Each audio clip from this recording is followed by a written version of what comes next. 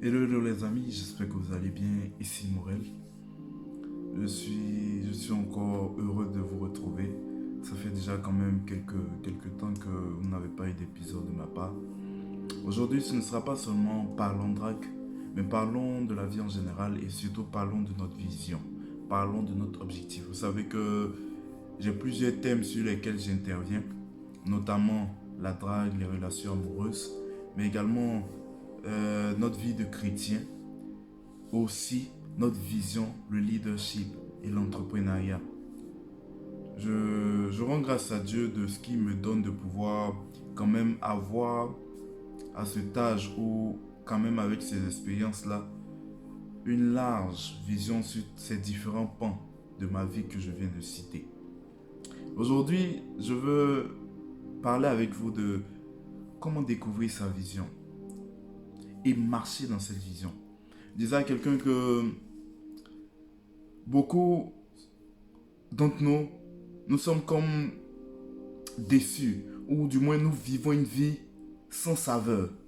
Ce n'est pas, vous savez, il y a des personnes qui mettent ça sur le coup de je n'ai pas de conjoint. C'est pour cela que ma vie ressemble à cela. Quand je vais avoir un mari, il y a beaucoup de filles, par exemple, qui se mettent ça dans l'esprit. C'est parce qu'elles n'ont pas de mari actuellement que leur vie n'a aucun sens. What? Vous comprenez? Ça n'a rien à voir. Ça n'a rien à voir. Ce n'est même pas parce que tu n'as pas un travail que ta vie n'a aucun sens. Celui qui donne un sens à ta vie, c'est Jésus. Celui qui donne un sens à ta vie, c'est celui qui t'a envoyé sur la terre. Je répète toujours que le pharmacien, ou je ne sais, celui qui a créé, qui crée par exemple des AirPods, c'est lui qui peut nous dire comment on utilise des AirPods. Et il va nous dire non, les AirPods c'est fait pour mettre dans les oreilles. Et voilà. C'est celui-là seul qui peut nous dire. C'est quoi? C'est le créateur qui peut dire l'utilité de ce qu'il vient de créer. Hmm? Il y a certainement certaines choses. Je dis quoi? Il y a une éponge qu'on a certainement vue un jour. On pensait que c'était une éponge pour les assiettes. Et ils nous dit non, c'est pas une éponge pour les assiettes. Cette éponge-là, elle est spécialement utilisée pour la carrosserie. C'est lui qui peut nous dire ça. Comprenez? C'est Dieu qui peut dire ce pourquoi tu fais. Raison pour laquelle beaucoup de personnes n'ont aucun sens à leur vie. Pas parce qu'elles n'ont pas cette capacité, pas parce qu'en elles, il n'y a pas suffisamment de choses pour cela.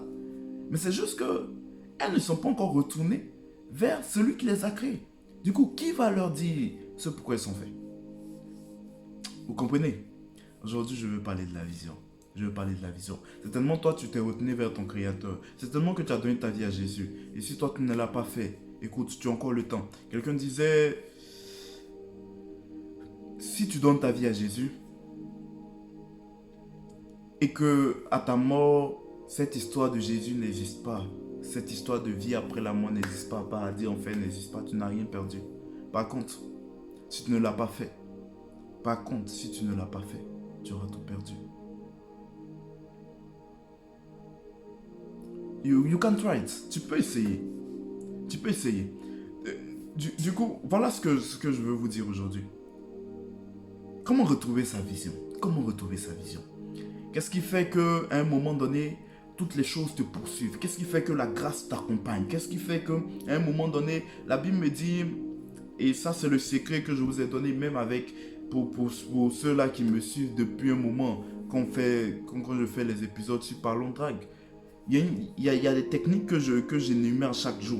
Et je vous ai dit que l'une des plus grandes techniques se trouve dans cette parole de Dieu qui dit en Matthieu 6, le verset 33, recherchez premièrement le royaume et la justice de Dieu. Et toutes ces choses vous seront données par-dessus tout. Et je vous ai donné mon témoin. Je vous ai dit, à un moment donné où j'ai mis Dieu en avant, j'étais choqué de voir que des filles derrière qui je courais commençaient à courir derrière moi. You know, comprends? Donc c'est vraiment quelque chose d'essentiel que je suis en train de vous dire là.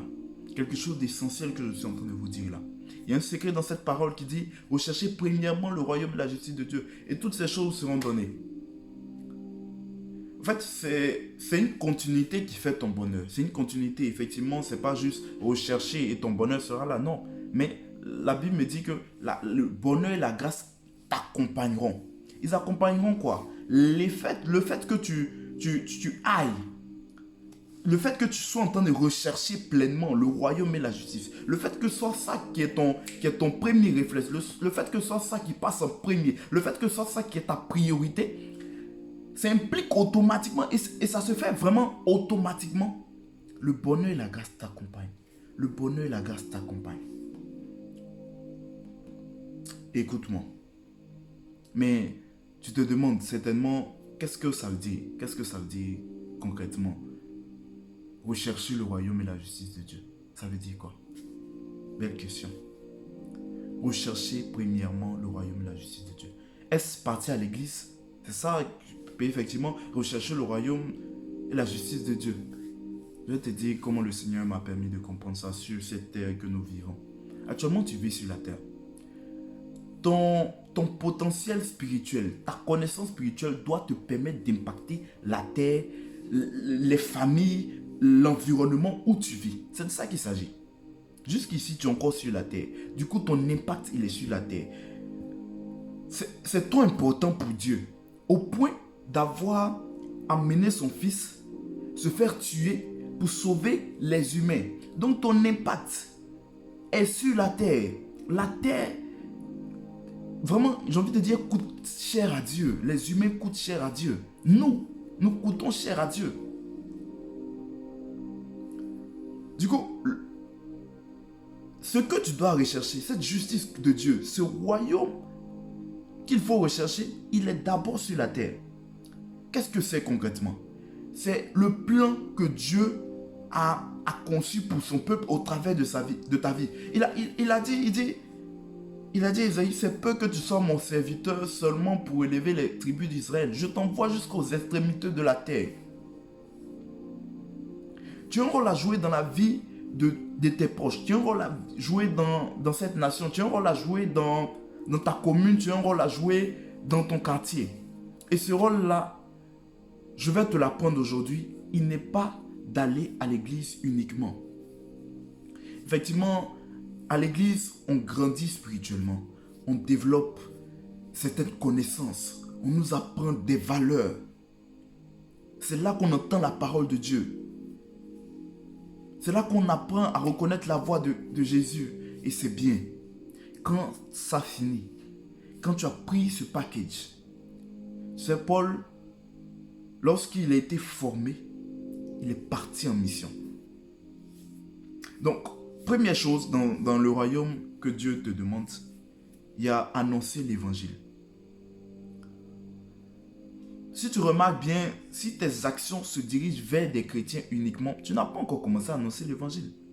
Parce que le but de l'annonce de l'évangile est d'emmener des conversions.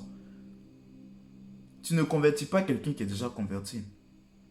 Voilà comment aujourd'hui des églises se créent en prenant des fidèles d'autres églises. On est en train de perdre du temps. Il y a des âmes dehors. Donc, première chose, commence à gagner des âmes. Commence à gagner des âmes. Ça, c'est la première vision. Oui. Tu cherches, tu dis, à quoi sert ma vie? Oui, elle sert à ça premièrement. Deuxièmement, le Seigneur a dit, allez-y, annoncez à mon peuple. Vous allez parcourir le livre d'Ésaïe et vous allez voir ces indications-là que le Seigneur nous a données. Allez-y, annoncez à la veuve et l'orphelin. Aux personnes qui n'arrivent pas à se prendre en charge elles-mêmes. Ton deuxième rôle, c'est de faire du bien à ces personnes. Tu sais, mes premières actions sociales envers des personnes qui étaient faibles, je ne me souviens même pas avoir 50 000 francs CFA. Je ne sais plus ça fait combien d'euros, mais je pense que ça doit être 80 euros, je crois. 80 ou même 75, 70 euros.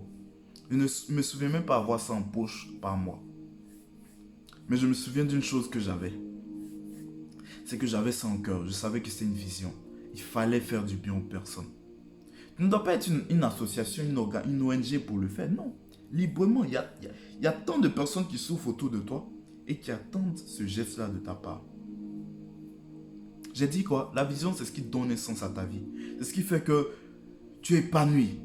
Vous savez, j'ai rencontré des personnes avec qui j'ai été, je leur ai dit, à un moment donné, je leur ai dit, il y a comme quelque chose, tu as l'impression que tu dois faire. Ces personnes ont prié, je vous dis. Elles évangélisaient. Elles aimaient leur travail et elles travaillaient bien. Mais il manquait toujours quelque chose.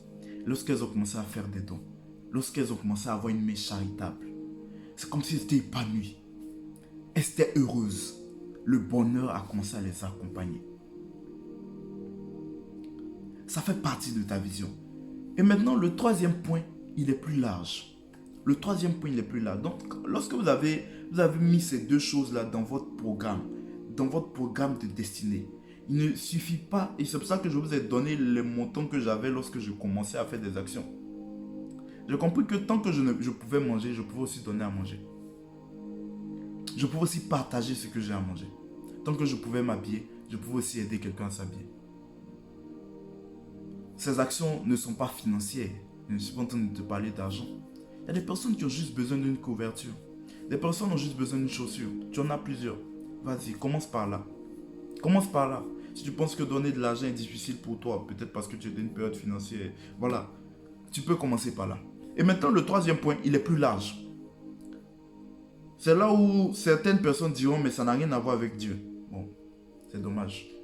Parce que Dieu, il agit au travers de chacun de nous sur cette terre.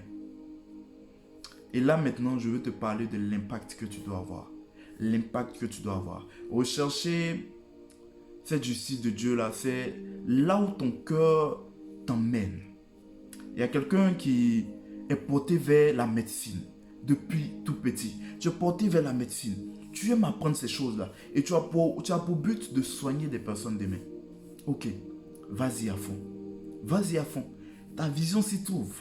Ouais, ta vision s'y trouve.